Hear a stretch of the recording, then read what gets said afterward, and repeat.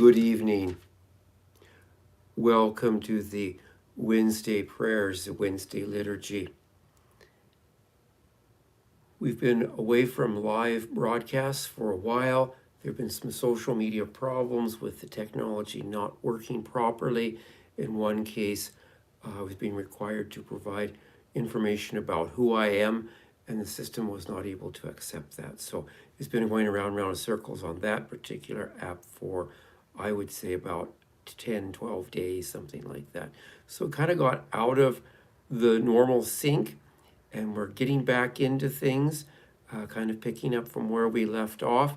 We've been going through the book of John, and I've been reading about one chapter or a half a chapter each day and stopping about midway point through and then doing some prayers and then going on and reading some more and doing some prayers. So 2 sets of prayers, one about midway and one toward the end. If you're watching, you're welcome to drop in prayer requests as we go live, and I will try to monitor for those. And if you're not able to add a prayer request, you're welcome to respond to the video when it gets posted, say I've got on the YouTube system, and respond to the video with a prayer request. Welcome to those who are joining live.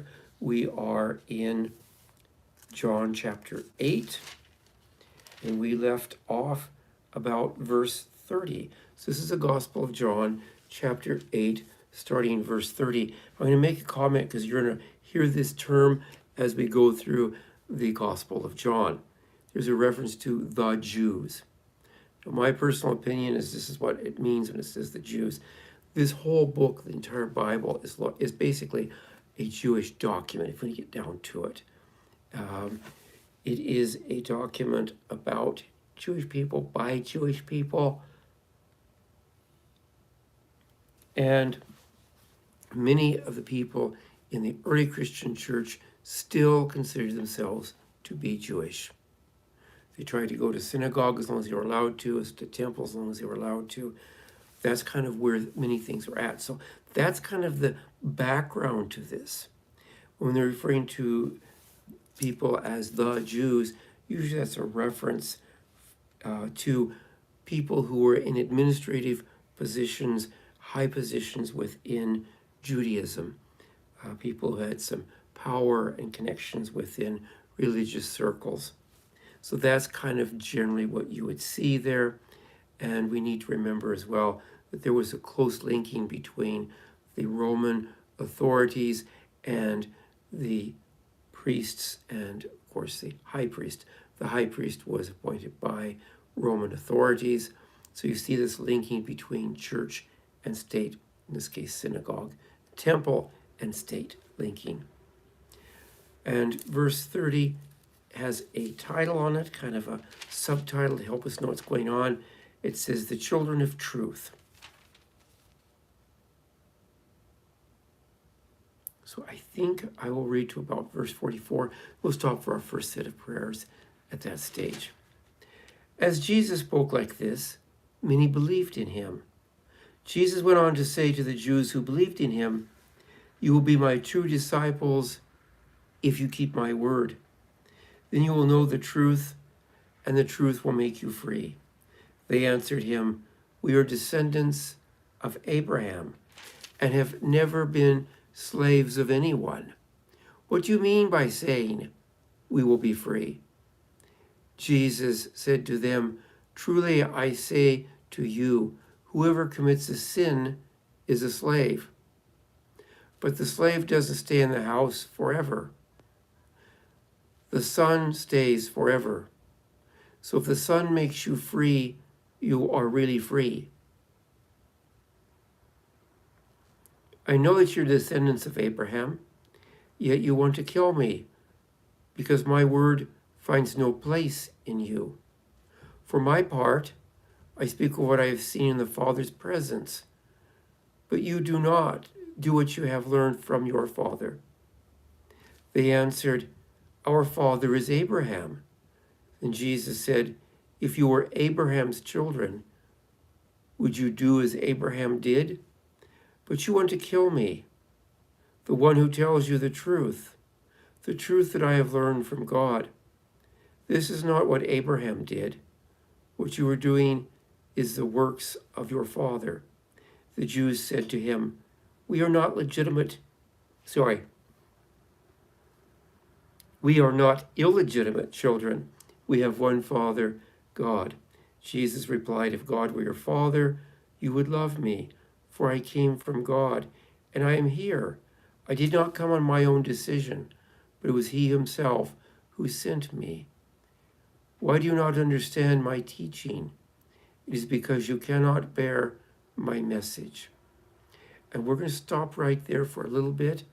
This is I see it as kind of a back and forth, like between Jesus' sense of what it meant to be a child of God and appropriate ethical behavior, and the sense of some of these Jewish people that he was talking to.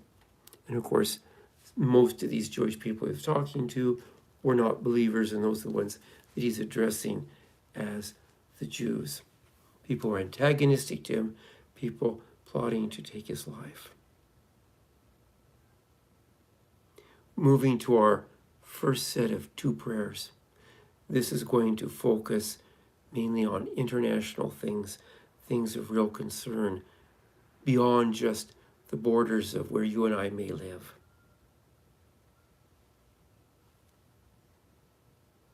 Praying for peace around the world, peace between Russia and Ukraine, a war that casualties on just the Russian side are well over 1 million when you include wounded and deceased soldiers.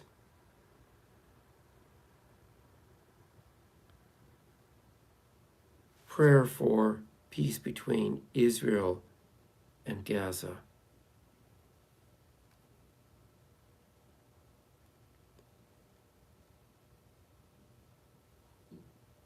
We pray as well for peace in Sudan, for peace in regions of the world where there's terrorism, civil war, unrest, mass shootings.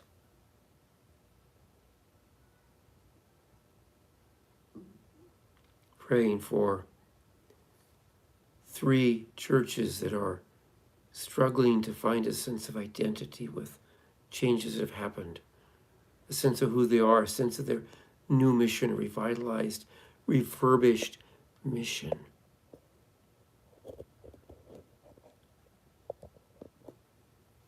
We're praying for a person who lost their job and for all people who have lost their jobs. For a person who was rejected by family due to their identity, and for all who've been rejected by family for any reason.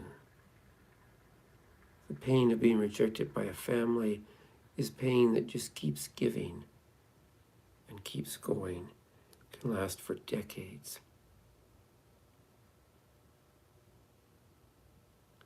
Praying for a person who,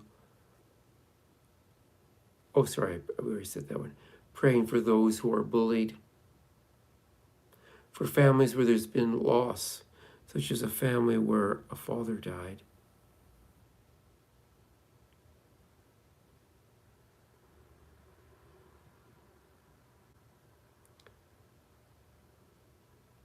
Praying for those who have serious medical conditions that are potentially life-threatening. Praying for a person with lung cancer, a person who has lung cancer and dementia, individual with breast and lung cancer, both. Person in their 20s fighting cancer. A teenager in remission, that teenager will remain in remission. For 3 famous people who have cancer, King Charles and Princess Kate Middleton of the United Kingdom, and former President of the United States, Joe Biden. For an aunt who has cancer and dementia. It's not my aunt, it's someone's aunt. For a person with more than one form of cancer, and for a person who has gone through a very challenging surgery to remove a cancerous growth and is healing from that surgery.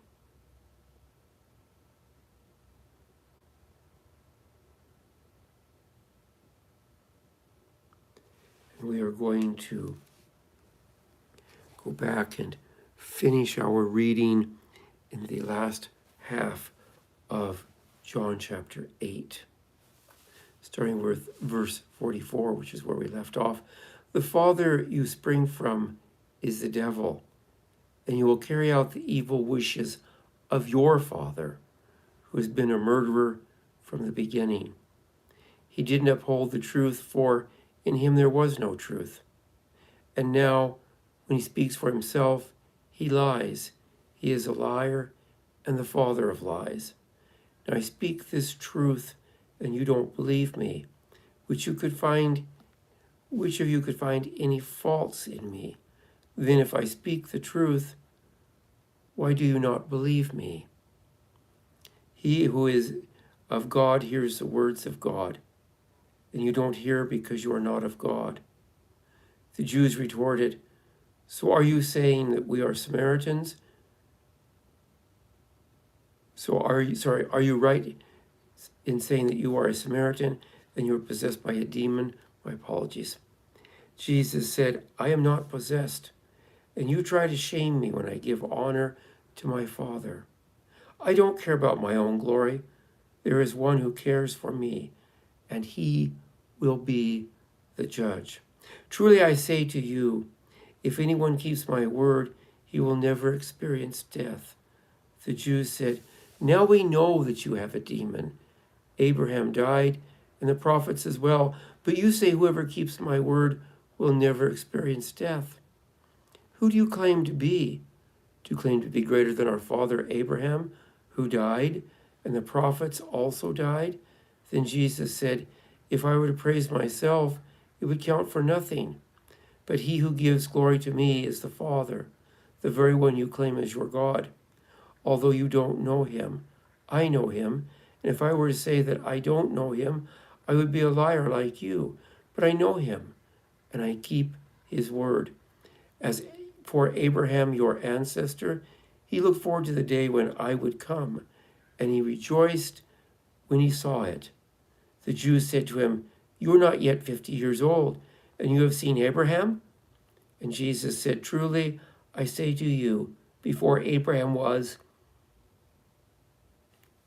I am. Repeat that. Truly I say to you, before Abraham was, I am. And they picked up stones to throw at him. But Jesus hid himself and left the temple.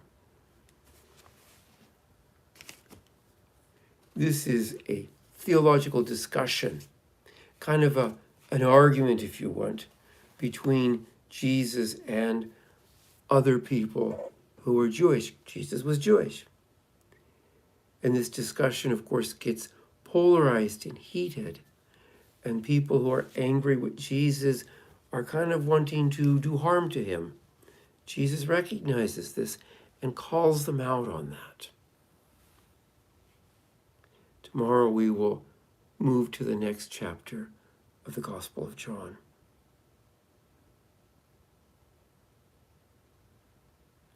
Praying for the many people who are mourning, grieving,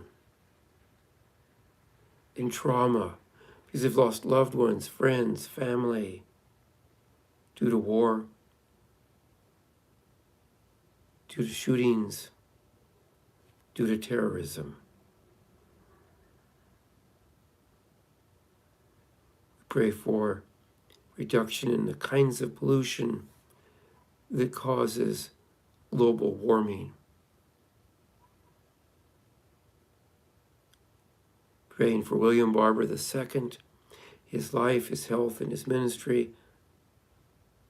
Praying for reductions in anti-Semitism, Islamophobia. Praying for those who have loved ones who are missing. Praying especially for Indigenous people, where the percentage of people who are missing is much higher than it is in non-Indigenous communities.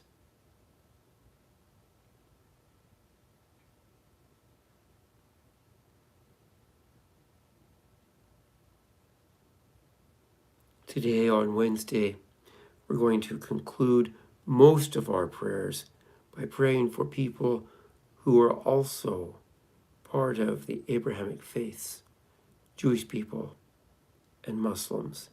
This is strictly a prayer of thanksgiving. Concluding the prayers with the Lord's Prayer using the Cotton Patch Bible's version of the Lord's Prayer. Father of us, O spiritual one, your name be truly honored, your movement spread, your will prevail through the earth as through the heavens. Grant us sustaining bread each day. Forgive us our debts as we forgive the debts of all who cannot pay. And from confusion, keep us clear from the evil's sway. Thank you very much for joining live. You are welcome to respond to these videos with prayer requests. I look forward to seeing everyone tomorrow. Good night.